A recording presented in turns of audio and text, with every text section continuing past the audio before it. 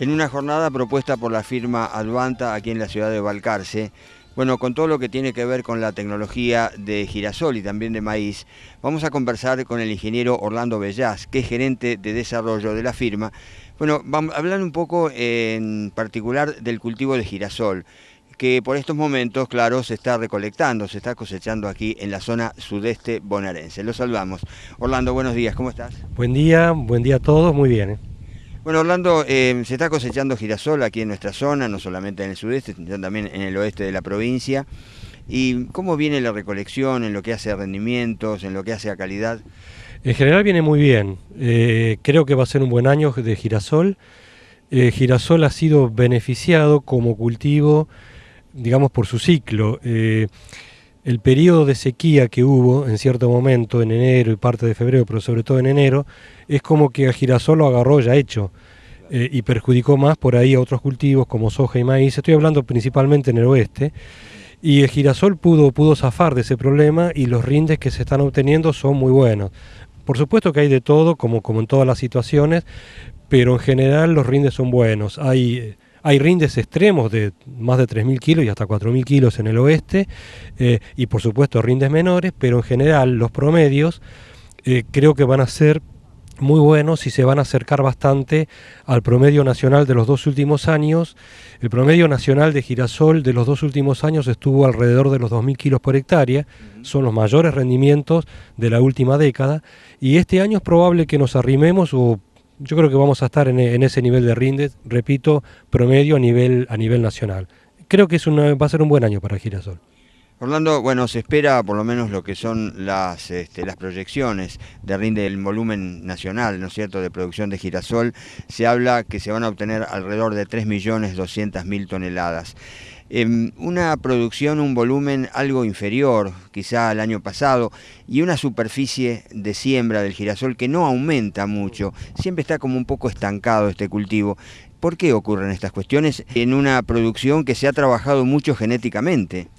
Sí, es una lástima. La realidad es que, bueno, el cultivo de la soja, que es el competidor directo de girasol, es un cultivo muy competitivo. Tiene incorporado biotecnología, es muy adaptable a distintas formas de manejo, es relativamente, entre comillas, fácil de hacer.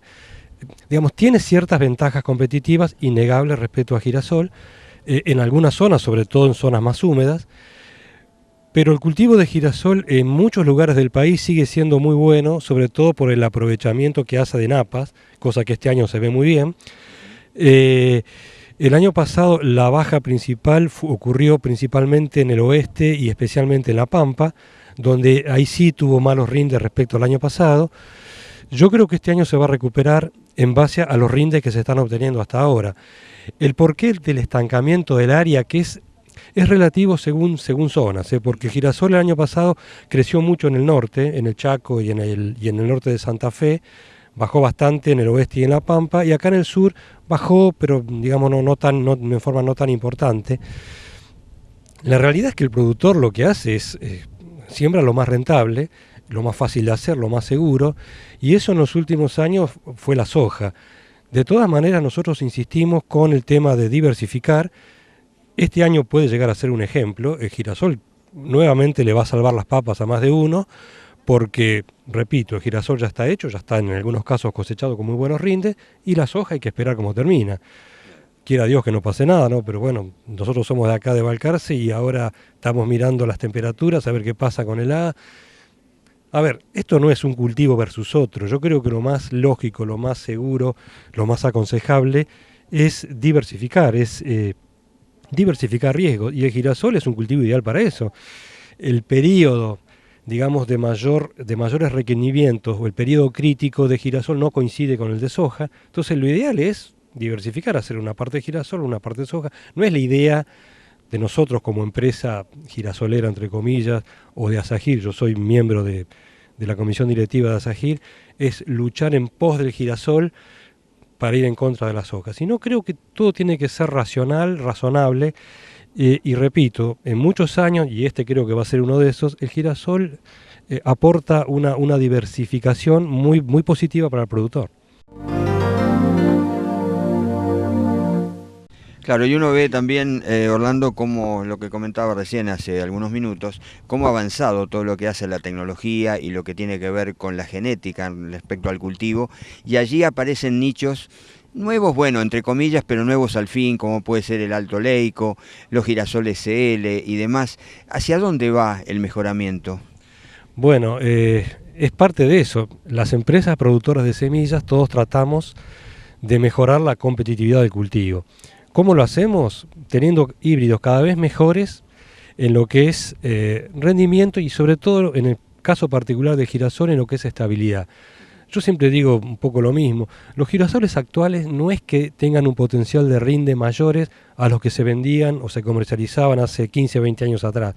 El potencial de rinde de los viejos girasoles era muy alto, los porcentajes de materia grasa eran muy altos. La gran diferencia con los actuales es la sanidad que tienen los actuales, la sanidad que va cambiando y va mejorando año a año, la estabilidad, el cuajado, la autocompatibilidad de los híbridos actuales es muy superior a los del pasado, y lo nuevo que ha aparecido estos últimos años es los productos, entre comillas, alternativos. O sea, ya no hay solamente girasoles convencionales, alto-linoleicos, sino que tenemos girasoles altoleicos, que agregan valor a la producción, tenemos los girasoles CL, que han hecho una explosión en el cultivo en los últimos años y que brindan eso que yo decía, esa facilidad de manejo que el productor busca. El productor busca algo que sea fácil de hacer.